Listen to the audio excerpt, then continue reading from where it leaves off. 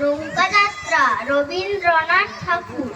মধুমাছির ওই যে নৌকোখানা বাঁধা আছে রাজগঞ্জের ঘাটে, কারো কোনো কাজে লাগছে না তো, বোঝাই করা আছে কেবল পাটে।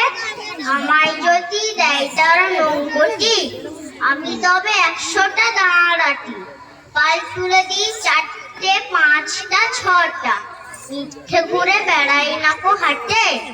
আমি কেবল যাই একটিবার 7 সমুদ্র 13 নদীর পার।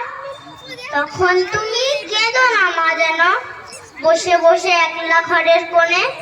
আমি তোমার যাচ্ছি নেকো চলে, রামের মতো 14 বছর বনে।